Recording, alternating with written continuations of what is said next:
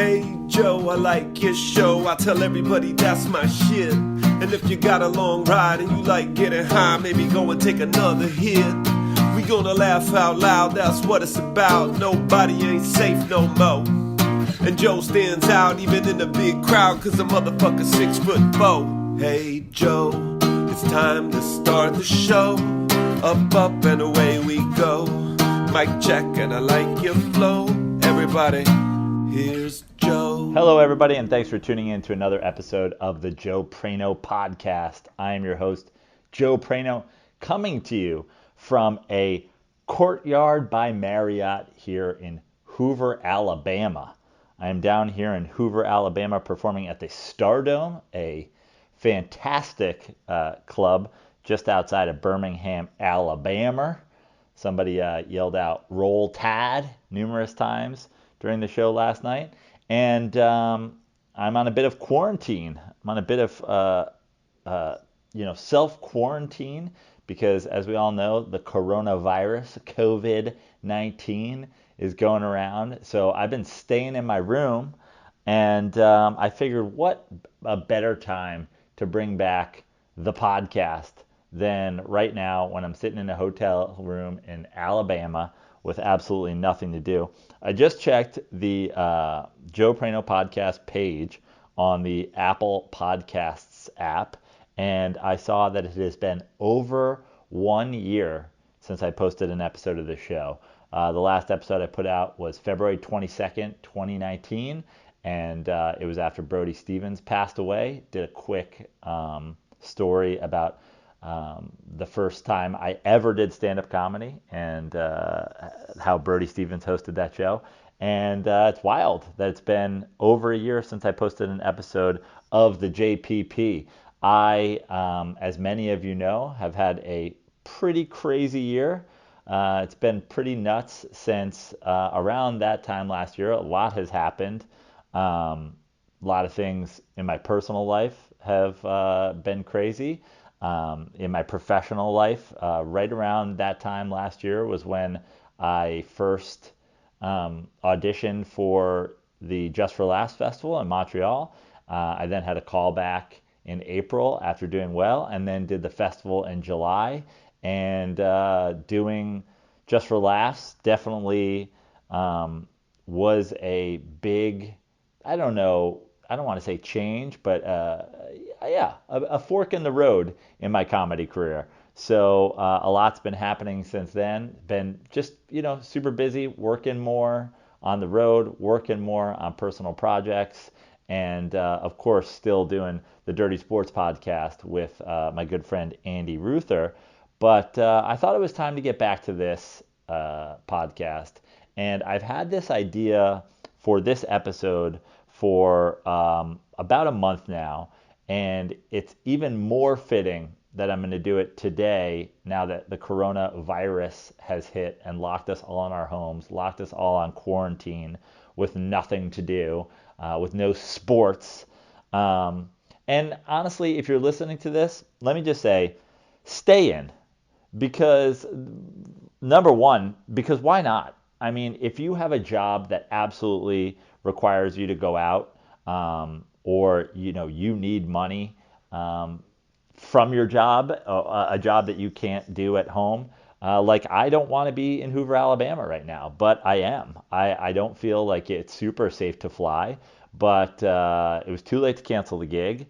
The shit didn't really hit the fan until I was already down here, and I'm going to finish out my weekend. And I may or may not be in Fantasy Springs Resort and Casino next weekend in Palm Desert in Indio to do more shows because I need the money, because I'd be screwing over some people by canceling, but I don't feel great about it. I don't feel great going out and doing shows. I'm doing the best job I can here, and I think I'm being funny, but I don't feel awesome about being in a room of a couple hundred people. We don't know a ton about what's going on with this virus, but we do know what's happened in Italy, and we do know what's happened in, China, and we do know what's happened in South Korea, and everything I've read says that basically better safe than sorry. Why go out if you don't need to? And honestly, that's my advice for you guys. Like, I get it, St. Patrick's Day is coming up. No one loves going out and day drinking more than the guy you're listening to right now. But like, take a year off. It's like you don't have to do it. And honestly, you don't have to go out to the gym right now. There's plenty of workouts you can do at home. You don't have to go to restaurants. I've seen a lot of great things about buying gift certificates from restaurants to support your favorite restaurant and using them later and all that stuff. And there's a million different things. Read all the tweets. You're inside. Stay inside. Read the tweets. Read the Instagrams. Read the Facebook posts. Million great pieces of advice out there. Million great articles about why this is a good idea to avoid going out in public. But the reason, and anybody who's listened to the show knows this about me, I'm not a big fan of solo podcasts. I feel really weird when I listen to other people do it. I feel really weird right now that I'm just in a hotel room talking into my phone. But I have had this idea for a while, even prior to the quarantine, because I have actually basically been on quarantine myself since my knee injury in Tahoe in early January. I broke my fibula and shattered my knee. I broke my tibial plateau. For you guys who are not dirty sports fans or have not been keeping up with my social media at Joe Prano on Instagram, I have a pretty bad knee injury. I had surgery, and I've basically been bedridden for sure, basically right after it happened up till my surgery. For a couple weeks after my surgery, I'm just now a little bit more on the mend and moving around on crutches and being able to put a little weight on it. But I had an idea for an episode that I wanted to share with you guys, and now it just fits so much better. The idea that I had was I have been just keeping track of what I've been calling my knee injury entertainment.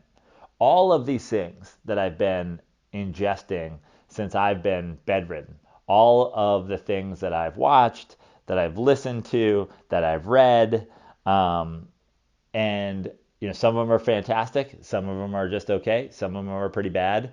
But now, with everybody being on lockdown, everybody essentially having to be on a very similar type of house arrest as I have been with my knee, I figured all the more reason to share with you guys some of my thoughts and feelings on these things, and give you some things to watch, to download, to listen to read, order stuff on Amazon. You can order these books. I'm sure they'll be there in a day.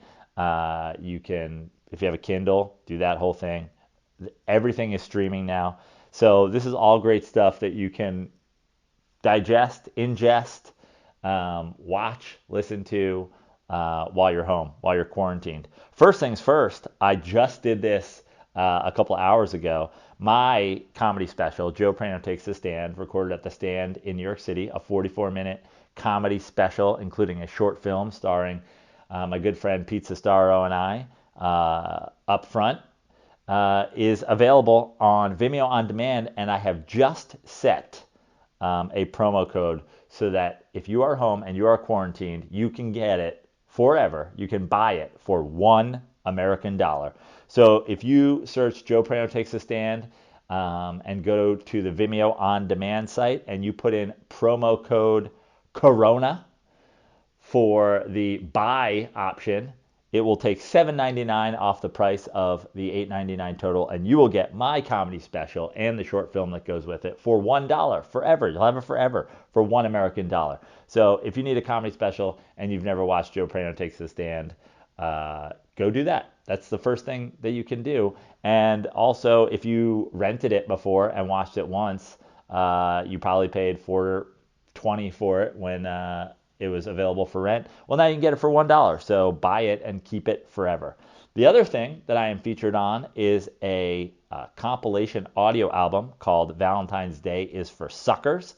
That's available on Apple Music, Spotify, Amazon Music, Sirius XM. So wherever you stream your music from, punch in Valentine's Day is for Suckers. It's an 11-track compilation album all about relationships and love and Valentine's Day. And it features 10 comedians, and there's 11 tracks. Why is there 11 tracks and only 10 comedians? Because ya boy has 2 tracks. I have 2 of the 11 tracks, and I think they're both pretty good. So, and by the way, those jokes are different than any of the things that you'll hear on Joe Prano Takes a Stand. So if you have watched Joe Prano Takes a Stand, if you do own Joe Prano Takes the Stand, but you need new Joe Prano content, go to Valentine's Day is for Suckers, wherever you stream music from, and listen to that. Now, on to some content that I have not personally produced. I got a list of suggestions from people. When I got hurt, I put on Twitter that I was needing things to watch and to listen to and to read. And I got a ton of responses. And I took some of your guys' suggestions and I watched them and listened to them and read them. And we'll just start in the order that I have them written down on this note, this iPhone note on my phone. The very first thing I did watch is I streamed. Somebody suggested Brockmire, knowing that I'm a sports fan, knowing that I'm a big baseball fan. Brockmire is on IFC. It also streams on Hulu. It is a half-hour comedy show starring Hank Azaria as Brockmire, who is a disgraced baseball announcer, a sort of debaucherous Vin Scully type of baseball guy, and he does his broadcasts alone, and he has a meltdown on air, disappears, and then returns to work for a shitty minor league baseball team owned by Amanda Peet. This is the first thing I streamed during my recovery, and I streamed all of season 1 in a day. And then I started season 2 and I watched a couple episodes and then I hit pause on it and I was like, look, I'm going to be here for a while. I'm not going to do this whole series in a sitting. I'm going to mix in some other things, but I always have Brockmire to come back to. So I did the first season plus of Brockmire, the first season and maybe 2 or 3 episodes, and I loved it. It's funny, it's smart. If you're a baseball fan, there's a lot of shots, sort of veiled shots at the way baseball promotes itself and everything that, Major League Baseball does. And it's just funny. And Hank Azaria as Brockmire is fantastic. There's a couple of awesome cameos from other baseball guys. I believe it's the end of season 1. Joe Buck and a bunch of guys make a cameo. And I highly recommend it. If you're a comedy fan and a baseball fan, it's just right for you. And like I said, it's a half hour. It's short, digestible episodes. I streamed all of season 1 in a sitting, all of season 1 and the first couple in like a day and a half, like right when I got home from the hospital. And I really enjoyed it. And I'm looking forward, as I have sort of run through much of my list, I'm looking forward to going back and starting where I left off and picking up with Brockmire. So give Brockmire a watch. The Outsider on HBO started airing right around probably when my knee injury happened, maybe a little bit before, and it just wrapped up its series/season. They haven't really hinted at whether or not the end of this season was the series finale or not. I guess they're going to see how much hunger there is for more. It was supposed to be the series finale, but they sort of left it open-ended that it could return. I didn't love The Outsider. I actually really, really enjoyed the start of The Outsider because I thought it was going to be sort of a true crime, murder mystery type of thing. Jason Bateman is one of the executive producers and one of the stars, and he's accused of murdering a kid in his hometown, and all the DNA evidence points to him, but he swears he didn't do it. And that's kind of the gist of episode one. But it goes into it's based on a short story by Stephen King. So it is like a horror fiction tale, and I didn't know that going in. I just trusted HBO. I trusted the cast.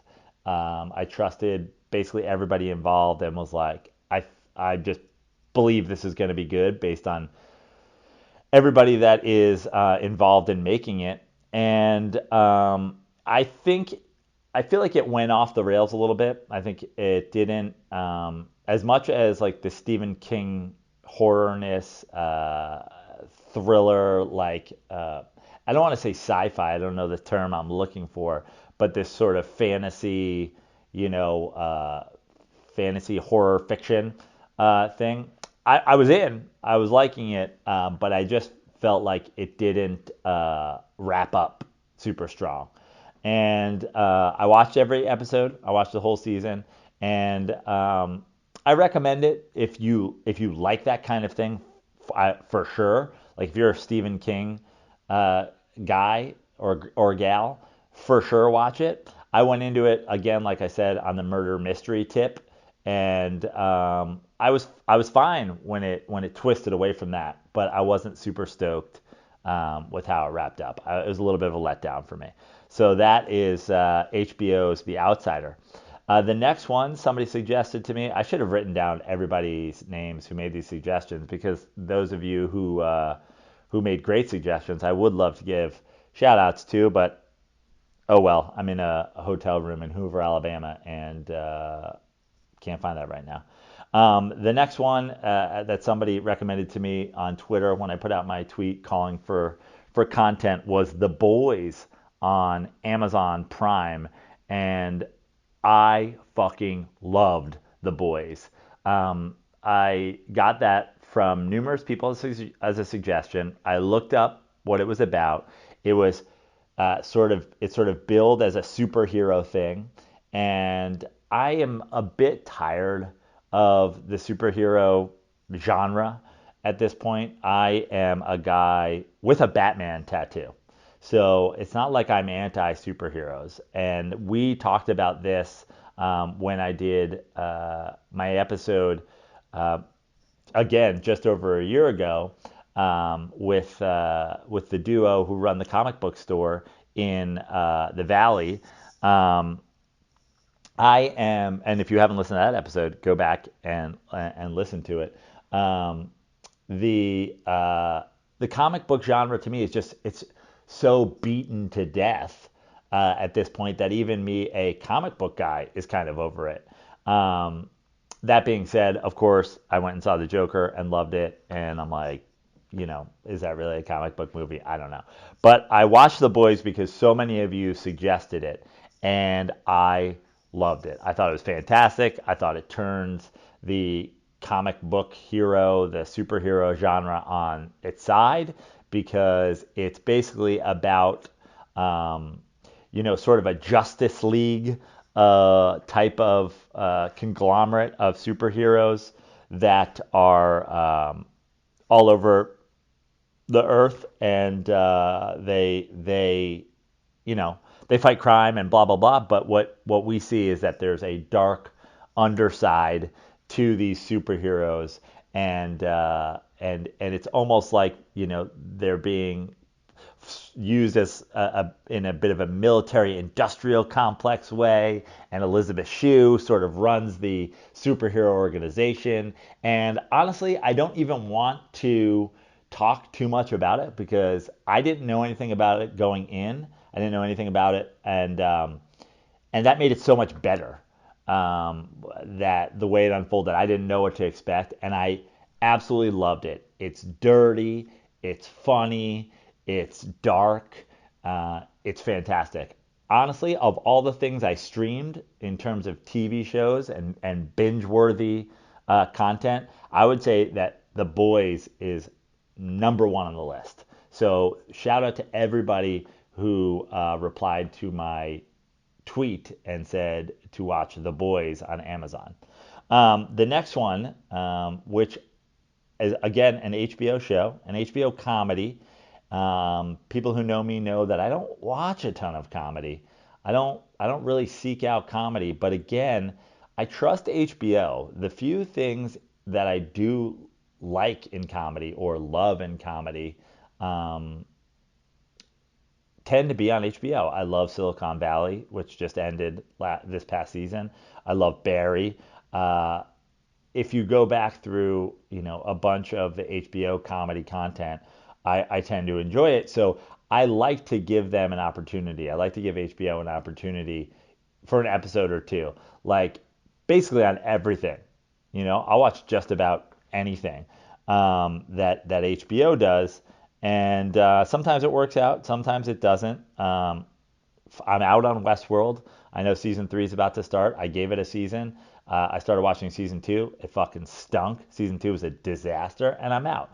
But I'll give you most of, if not all of a season of something, and it's on you to hook me from there.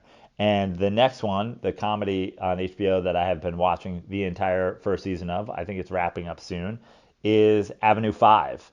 Avenue 5 is it's become especially hilarious in these last few weeks because it is basically a sci-fi comedy where a space cruise ship is stuck out in space. And it's become especially funny because of all the cruise ships that are now stuck out in the ocean or stuck now offshore with the coronavirus thing.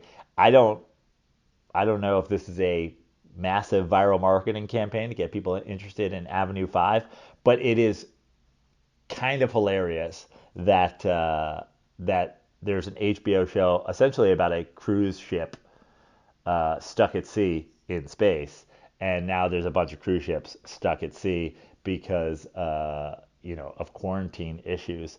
I started watching Avenue 5, and I didn't love it out of the gate. It's grown on me a lot. I think it's gotten better, but it's one of those shows where, and HBO does this from time to time, where the first couple episodes really seem like they're just setting up the characters for you, and so it's tough to get into because you're like, is anything going to happen besides me meeting these people?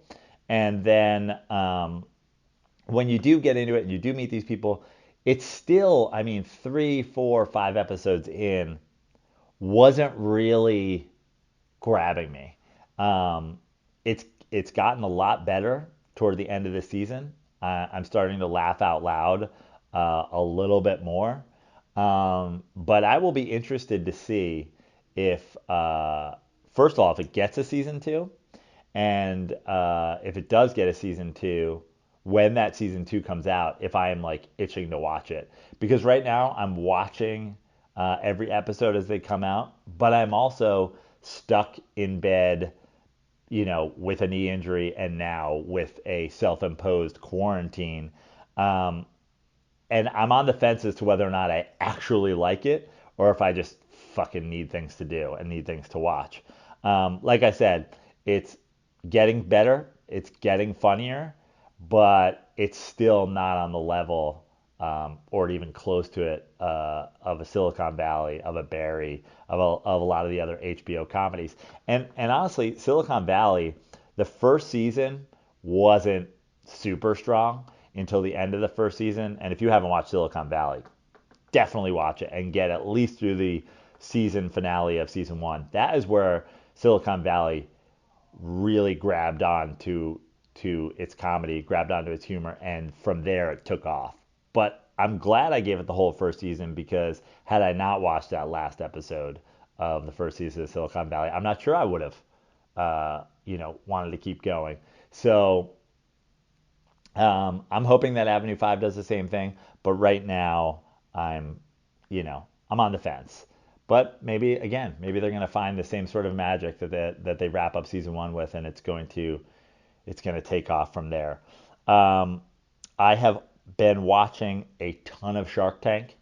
Anybody who knows anything about me knows that I love Shark Tank. And the one thing I love about Shark Tank, the joke that I always make is when I have access to my streaming at home, which I don't have cable. I stream everything. I never watch Shark Tank, and anytime I'm anywhere with cable, like anytime I visit my sister in New York or anytime I'm at a hotel for a weekend of comedy shows, I I I digest just marathons of Shark Tank. And now needing stuff to watch while I'm home, I've like I've gone to actually seeking out Shark Tank on streaming. I now like have new episodes docking in my library on YouTube TV, and I just love Shark Tank. If you haven't watched Shark Tank is just like my guiltiest pleasure, and I don't even really feel guilty about it. I'm a master at knowing if somebody's going to get a deal and what kind of deal they're going to get offered, and I love it. I've watched hundreds of episodes of Shark Tank, and I look forward to watching hundreds of more. Um, Speaking of guilty pleasures, my girlfriend has gotten me into The Bachelor the last two seasons. She is a big Bachelor fan, and so I have been watching. I watched last season of, sorry, The Bachelorette with Hannah Brown, and I watched this season of The Bachelor with Pilot Pete, and it was definitely a guilty pleasure for a while. I had never watched The Bachelor before. I think I'd watched a marathon literally 15 years ago when it first came out, when I was like stuck in a ski house in Vermont, and it was like the only channel that came in was like ABC Family or something like that. And so the only thing we got all weekend was a Bachelor marathon, I think of season one or season two. So that was my only experience with it before. And I got to say, it was a little fun watching it with my girlfriend these past two seasons of one The Bachelor and one The Bachelorette. But both seasons ended in such debauchelish fashion. That's not a word, but it's going to be a word in describing The Bachelor and The Bachelorette from here on out. I hated Hannah Brown from day one, and everybody's like, "We love Hannah Brown." I was like, "Hannah Brown sucks," and I was right because she ended up picking the worst dude. And then I hated Pilot Pete. Like I liked Pilot Pete on Hannah Brown season, but then in Pilot Pete season, he was just a disaster, and he really like picked some horrible women, and it was just a nightmare. And what I'm starting to realize is, as much fun as I had watching it with my girlfriend and the guilty pleasureness of like spending Monday nights watching this dumbass show and me making fun of it while she watches it really seriously, is that I really feel like I wasted my time with terrible, terrible people that I never want to see again. Pilot Pete is a fucking dork. Pilot Pete is a guy who spent his whole life watching The Bachelor and talks only in Bachelor terms. A fucking reality show is not a journey. Stop calling this shit a journey. Stop talking about your truth. Stop talking about clarity. Stop talking about fucking.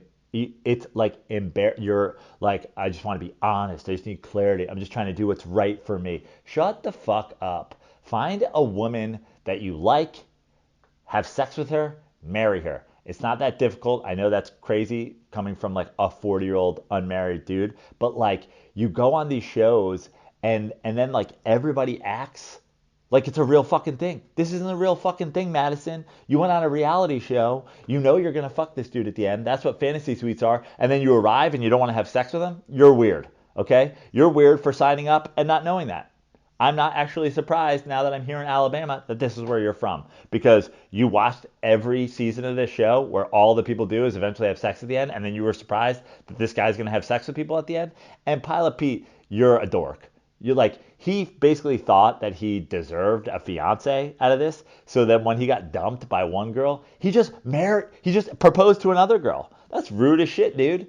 Oh man, I have basically realized that the people, I treated them like they were regular people at first, and then I realized that they're not regular people. They're fans of the show. This is basically fan fiction.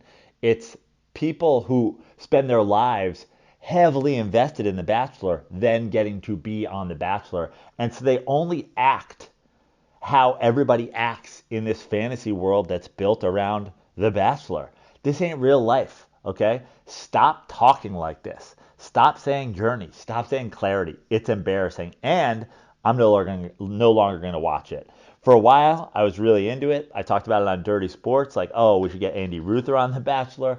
I know there's an older chick coming up that's going to be the Bachelorette. I think she's 38, so people are hoping that there's like a more mature approach to this, but I will not be watching it. I will not be fucking watching it because I gave it one season of The Bachelorette. I gave it one season of The Bachelor. I thought Hannah Brown was a trash bag from the beginning. I was right. And then I was like, nah, well, I guess I'll do one of The Bachelor because Pilot Pete seems like a good dude. Pilot Pete is a fucking dork who lives in a fantasy land where saying things like, I'm just following my truth and I just got to be honest with my heart is a thing that people say. Like that I'm just trying to do the right thing. I'm just trying to, find the right path on this journey. Dude, you're not walking hundreds of miles through the desert. This ain't a journey. You're in a fucking mansion in Calabasas picking which dumb 22-year-old you want to spend the rest of your life with and then breaking up with her 2 days after you do. So, yeah, I'm out on The Bachelor and both Pilot Pete and Hannah Brown. I hope they get together and make terrible, terrible, terrible babies. And I hope that their babies get coronavirus. And I don't even feel bad about saying that. Speaking of trash romance TV shows, I did binge Love is Blind on Netflix. And I got to say, between The Bachelor and Love is Blind, I'm Love is Blind all the way. This was actually at least a fun experiment.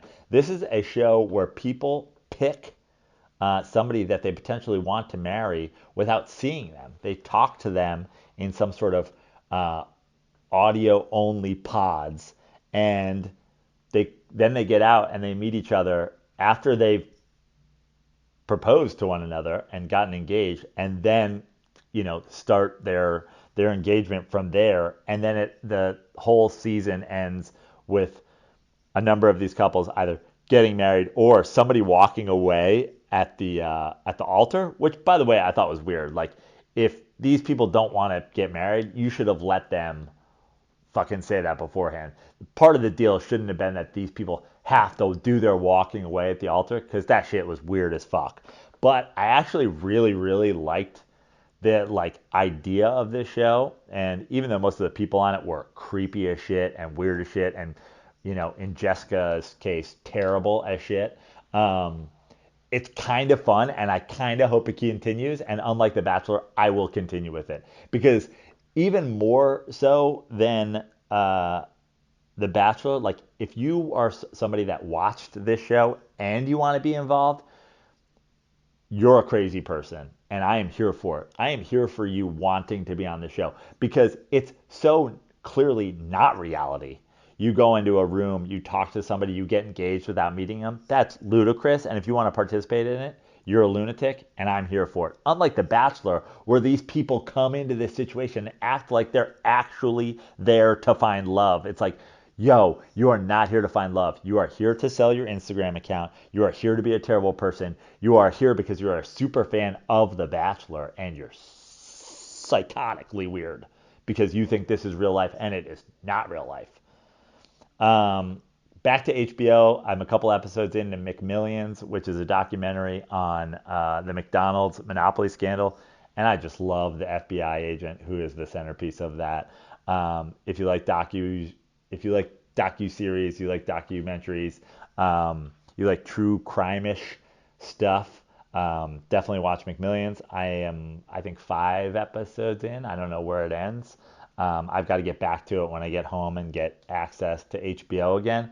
But I just love the one FBI guy who sort of starts the whole thing and is the most interviewed and most vocal person in the docuseries. I want to be friends with him. I want to do ride-alongs with him. He's so much fun. And if you remember, chasing Boardwalk and Park Place in the Monopoly game and wondering how you never ever knew anybody that got it. It's because the whole thing was a scam, and it's pretty fun. So watch that. So that's the stuff on of TV that I have streamed. we're gonna move on now. Well, let's just do an order, like I said, of the stuff I have written down here. Three movies. I watched Parasite after it won. Actually, before it won all the awards, but after it was nominated for all the awards. And I gotta say, Parasite was a really, really, really good movie. It's also overrated. Parasite is the Russell Wilson of movies. Like, I am all about saying Parasite's dope, Parasite's really good. I really enjoy Parasite.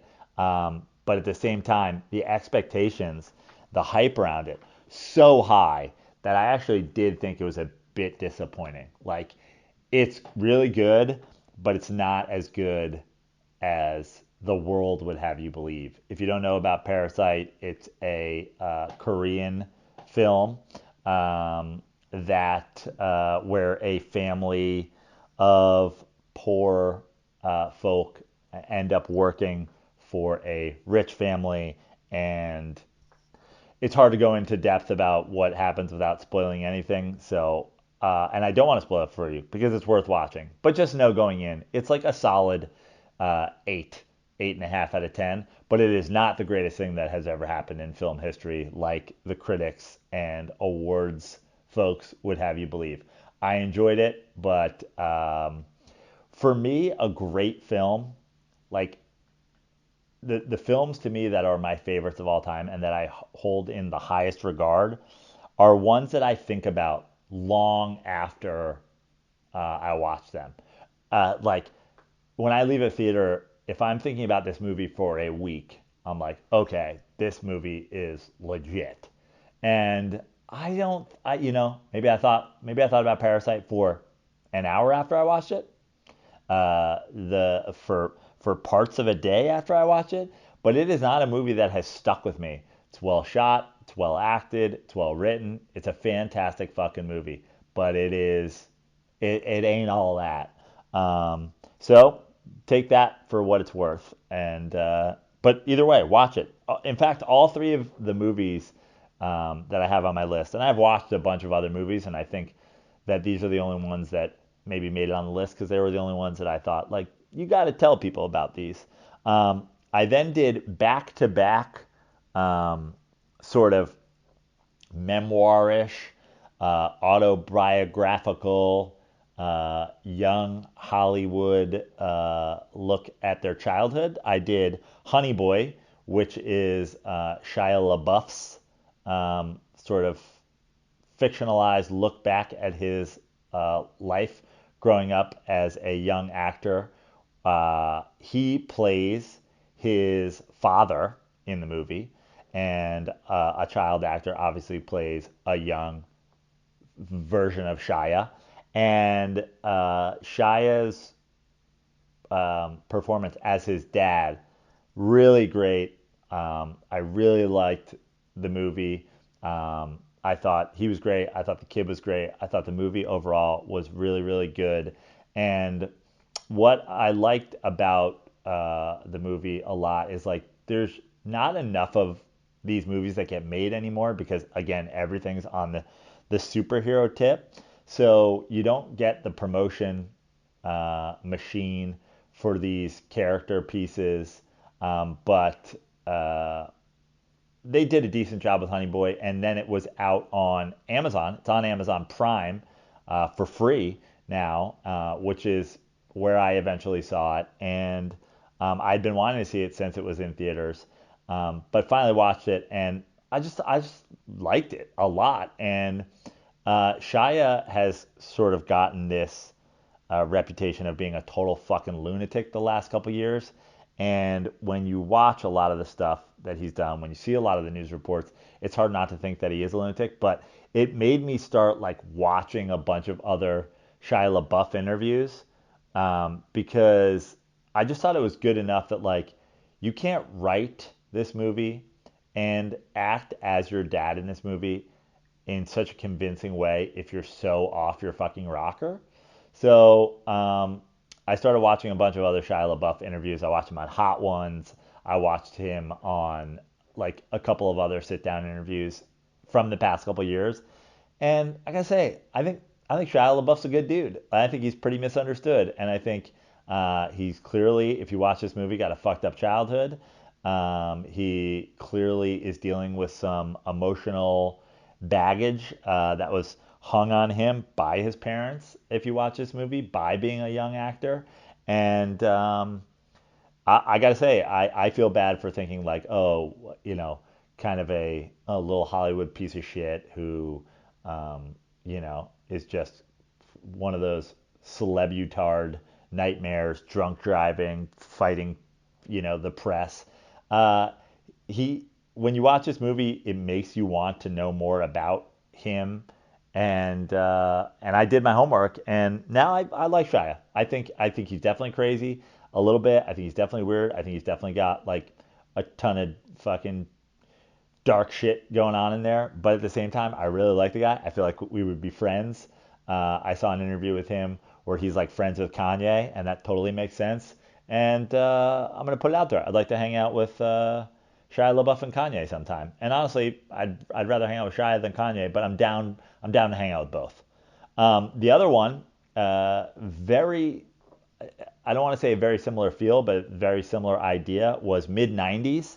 That is the Jonah Hill directed semi autobiographical look at his life growing up in the mid 90s in LA, being like a little skate rat and hanging out with this crew of skaters. I don't know how much this is based on his life, or I should say, I don't know if it's as much based on his life as Honey Boy is on Chaya's, but there's definitely, if you read about Jonah Hill, and tons of elements of the fact that he grew up, he loved hip hop, he loved skating, and this seems to be a little bit of an ode to that era in his life. And another one, I fucking really liked it. And it's funny because the kid who plays his older brother, I wish I hadn't shut off my internet so I could look up all these names, but the kid who plays his older brother in mid 90s also plays older Shia LaBeouf in Honey Boy. So there's a crossover there. But yeah, LA 90s, early 90s hip hop, skateboarding, just a great movie. I really enjoyed it. It's shot on God knows what, some sort of antiquated 90s film stock, and it's just got that feel. It feels like there are moments in it that feel like a shitty skateboarding film from the mid 90s. And I believe this is Jonah Hill's directorial debut, and I thought it was great. I watched it late one night. I was getting ready to go to bed, and I was like, oh, maybe I'll start it and finish it, another day. And I ended up watching the whole thing. So those are my three sort of movie. They're not really reviews, just kind of tips. Parasite, Honey Boy, mid 90s, liked all of them. Tame your hype going into Parasite and enjoy the other two. I have recently finished two books. I've got a bunch of other books that I'm working on. I'm not usually one to do this where I'm reading multiple things simultaneously, but I have had so much time in my hands that I am currently like reading like four books at a time and just going back and forth between whatever is sort of jumping out to me at any given moment. I'm reading Kingdom of Fear, which is the book about Hunter Thompson that came out recently. I've obviously read every stitch of word that Hunter Thompson himself has ever written, so now I'm on to the reading about Hunter Thompson books. I just started getting into Vonnegut. I know that sounds crazy. Everybody that I admire is a Kurt Vonnegut fan, and I've just never done it. So I've started two of his, and I just started City of Thieves, which my buddy Doug Ray, who wrote the intro and outro music for this podcast and for the Kooks of Comedy and for many, many other great, and was a guest on this podcast. He sent me that on Amazon, and he also sent me Ham on Rye, the Bukowski book, which is the only Bukowski novel that I haven't read. So I've got all those lined up. But the ones that I finished recently, The Alchemist, which my girlfriend recommended, and she said it was her favorite book of all time. And I loved The Alchemist. I thought it was great. It's spiritual, almost religious. It's short. Uh, it's inspiring. It is the story. God, I don't even know how to describe it. The Alchemist is the story of this shepherd. I don't even like. I wouldn't even know how to describe the time frame of it, but it's this guy who's looking, following his life's quest through the desert, and it's short and it's great. And my girlfriend told me that she had read it 100 times or a dozen times or whatever, and she's underlined it and she's highlighted it and she loves it and blah blah blah. And I sometimes will take a pen or a highlighter to books and mark things that I like. I've done that obviously with Hunter a lot. And I feel like sometimes when I sit down to read a specific book, I know going in whether or not I'm going to like sort of dog ear pages or underline stuff. And she had said that and I should have listened to her. But I was just like, hey, I'm just going to read it. And then I was 10 pages in and I got a pen and I was like, yeah, you're right. There's a lot of nice nuggets in here that are worth saving and coming back to. So I highly recommend The Alchemist. It's short, it's fun, it's moving, it's great. I really loved it, and shout out to Ballsy for recommending it over and over and over until I finally listened to her and read it. And I just finished Acid for the Children, which is part one, I guess. I didn't realize until I was done that there, I guess, is a part two or more coming, but it is part one of Flea's memoirs. The bassist for the Red Hot Chili Peppers, amongst other bands, but obviously most famously for the Red Hot Chili Peppers. It is a mostly chronological memoir of just him grown up, and it's awesome. I love it. I've read a million rock star memoirs, famous folk memoirs, and this is right up there with my favorite. I'm a Chili Peppers fan. I love the Chili Peppers. I read Scar Tissue, which was Anthony Kiedis's autobiography. And I guess this is also autobiography. Yeah, it's more of an autobiography than a memoir. I read Kiedis's and I liked it, but it was okay. I'm almost certain that if I recall, there's a co-writer on it. According to the cover and the pages of Acid for the Children, this is by Flea and Flea alone, and I think that's what makes it great. Some chapters are long and just straightforward stories about things. Some chapters are short and just quick recollections, thoughts, emotions from a certain time. I don't know if he kept a diary, but if not, he sure has a goddamn good memory of the last 50 plus years of his life. And considering all the drugs that he has done and which he covers in this book, his memory is quite good if it's all true. But I love that the pace of it changes from chapter to chapter. Some things are, I think I remember there being just like a 2-page thing about like the time he almost got molested by a guy, and then like just moves on from there, and then a longer chapter about when he was shooting cocaine, and a lot of the forming of his early bands in Los Angeles, growing up in Los Angeles.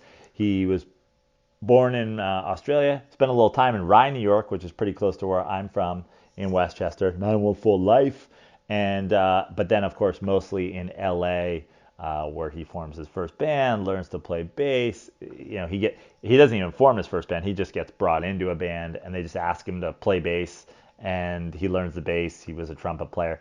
Blah blah blah blah blah. It's awesome. It's well written. It's funny. It moves fast. It's long as shit. It's like 500 and something pages. Moves fast, and I am didn't know, but I am super excited that there is more of it to come because as far as rock star autobiographies go, I think this is my favorite ever.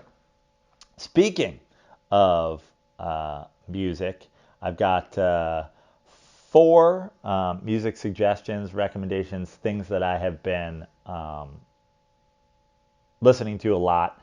Not necessarily new things, but just things that I've been listening to a lot for one reason or another since I have been hurt. And then we are going to wrap this up, and hopefully all this stuff is, you don't have to check out all of it. You don't have to reply and tell me you liked it or you didn't like it. I'm just giving you things. I'm just sitting here in a hotel room in Hoover, Alabama, telling you the shit that I have watched and listened to since I've been injured, and that you can watch or listen to or read while you're in self-imposed quarantine or until the government locks us all in our things. The Bends, Radiohead's The Bends, I believe it was yesterday or 2 days ago, depending on when I actually end up dropping this, that the Bends, Radiohead's The Bends, celebrated its 25th anniversary. If you are a Radiohead fan, go back and listen to the Bends start to finish a couple times. If you're not a Radiohead fan, 100% stop this podcast right now and come back to it later after you listen to the Bends start to finish. The Bends is so fucking good. A lot of people sort of found out about Radiohead at a variety of different times along their journey, to steal a phrase from Pilot Pete. OK Computer, I think, put them on the map the biggest when it came out. That was probably their biggest sort of pop. The Bends was obviously really big before that came out, 2 years before that in 1995. But they went on a mighty run from the Bends to OK Computer to Kid A to Amnesiac. Hail to the Thief isn't my favorite Radiohead album. I feel like that was a little bit of a letdown, pun intended, for me. And then In Rainbows, those 6 albums in a row, pretty fucking solid 6-album run, even with Hail to the Thief not being my personal fave. But it all starts, the real run all starts with the Bends. And it's sort of where Radiohead starts to get kind of wild with the effects and the way that they mess with their instruments, but it also does have like just a real alt, like mid 90s, late 90s alt rock feel to it, sort of Brit rock. But if you listen to it, they do start fucking with their instruments a little bit. And as I just put on Twitter the other day, my favorite thing is when you watch Radiohead play songs from the Bends live, watching how Johnny will fuck with the instruments like in an analog fashion to do some of the effects that they did on that are so fun. But if you're a Radiohead fan or if you're not, I don't care. Go back and appreciate it for the first time or reappreciate how goddamn amazing the Bends is. Start to finish. 25th anniversary. I can't believe how fucking old I am. And as I said on Twitter, the Bends is easily the most played album on the Joe Show, my college radio show, on 91.3 WLVR, Lehigh Valley Radio in Bethlehem, Pennsylvania, from 1997 to 2001. I don't think any album was played more than the Bends. So if you want just a little taste, and you know what, I should try to find some of the tapes and convert one or two to digital and put them up on the JPP feed from the old Joe Show. Oh God, it would be so embarrassing to listen to now, and I probably couldn't even get away with like playing the music on a podcast or whatever. But I'm sure I'd be so embarrassed at the kind of jokes I was doing between songs and stuff like that. But if you want a taste of how the Joe Show on 91.3 WLVR felt, listen to the Bends. The Wood Brothers, I just went and saw them in concert at the Regent in downtown LA. And because I was going to see them in concert, I started listening to their stuff more and more. They just had a new album come out.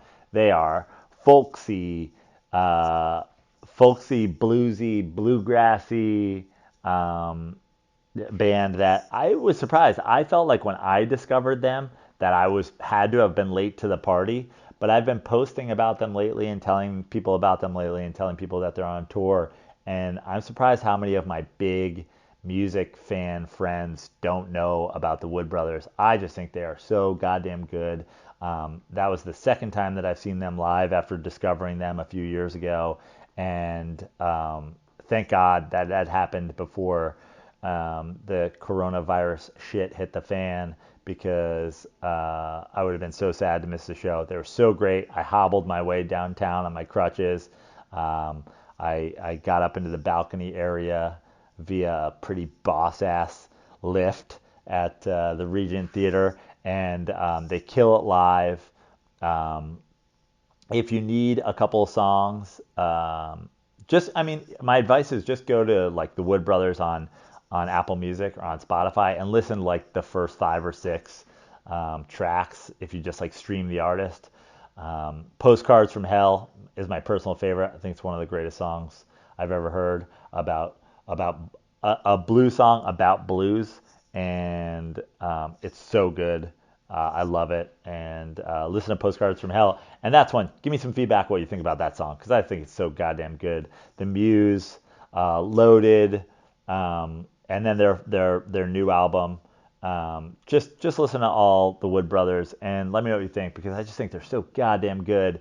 And I'm like desperately hoping that the Corona situation ends soon because I want to go find a place to see them again. They're not coming back to LA soon, but I love them live so much. I love their albums so much. I've been listening to, just the Apple Music artists page for the Wood Brothers, probably for a couple minutes every day for the better part of 2.5 months now since I got hurt.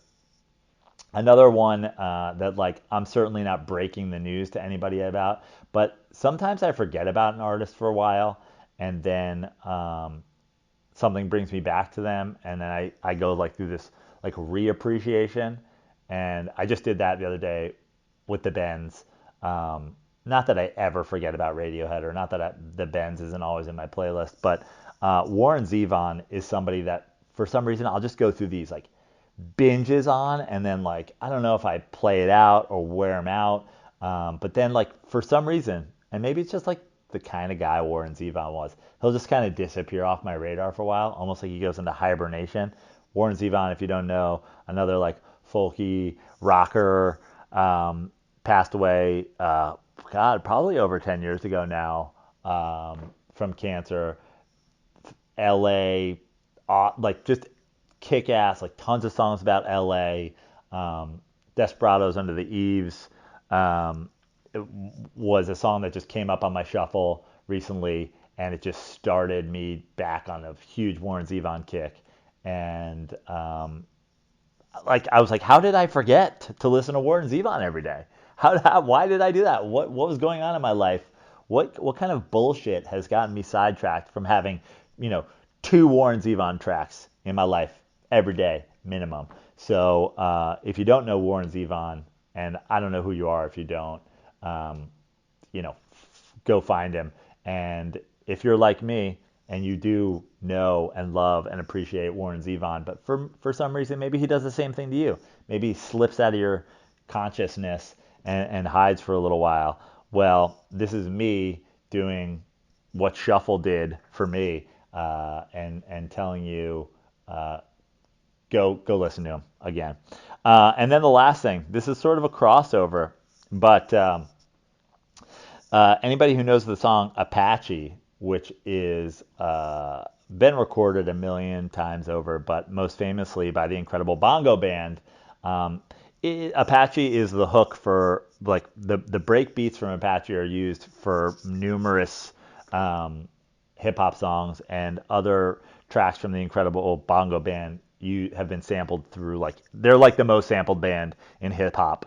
There is a documentary that I discovered on Netflix called Sample This that's all about the Incredible Bongo Band, all about the making of their 2 albums. They're just like like kind of a super group of percussionists that got put together in like the weirdest way. And so the Netflix documentary called Sample This. The documentary is not great, but it's short and it's fun and it's full of information about the Incredible Bongo Band and how they came together. Like, and when I say it's not great, it's just like I don't think the filmmaking quality of it is great. I think the documentary could have been done a lot better, but there also is not a ton of information to work with, and a ton of people left to interview. But I highly recommend watching Sample This, which is a documentary about the Incredible Bongo Band, and then listening to if you search for them like on any of the streaming platforms, the thing that comes up is 40 years of the Incredible Bongo Band. It's like, again, like a compilation of their kind of like greatest hits or like different versions of the tracks that you know. But if you're into hip hop, you have to watch this movie and you have to listen to it, because just for all the samples, like it's like you're listening to these songs, but you're also listening to like 100 other songs that you know, because every time you hear a beat or a sample from something that you know and love in hip hop, you're like, oh my god, oh my god, that's them too, holy shit. And I don't remember how I discovered the documentary, but it's great. The documentary is fun and full of information. Watch it, then go to the Incredible Bongo Band, and then just like have just like a way better handle on hip hop history and where a lot of the songs come from. Okay, it is 4:57 p.m. here in Hoover, Alabama. I have a 6:30 show here on Sunday night, so I am going to jump in the shower and get out of here and get over to the Stardome in Hoover, Alabama. If you're listening to this, there is potential. I don't know how I feel about promoting people to come out, but there is potential that I will be at Fantasy Springs Resort and Casino in Palm Springs next weekend, doing 2 shows on Friday and Saturday, opening for Alan Havey. Come, I guess, if things are better. If they're not, don't. Stay home. If things aren't better, stay home. Listen to, watch, read some of the things that I mentioned, and tell me what you think of all of them. That's it. I just wanted to give you my quarantine / knee injury playlist, and I just wanted to restart the Joe Prano podcast. It starts with 1. You got to get 1 out there. I feel really weird about it being a solo one. I don't like solo podcasts. I feel like I have a little bit of mental illness that I was just able to sit here for 62 minutes and talk. But I did it, and we've got the Joe Prano podcast restarted. You've got a bunch of shit you can listen to after you listen to this, now that it's over. And can't wait to hear what you guys think. Message me on Twitter @FixYourLife. Message me on Instagram @Joe Prano.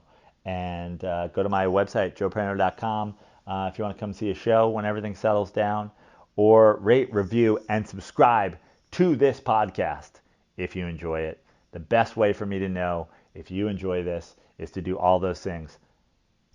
Is there going to be more of these? I hope so. I'm planning on it. I've got some things lined up. I've got some interviews in the works. I've got some content that I want to give you guys. But do you want it?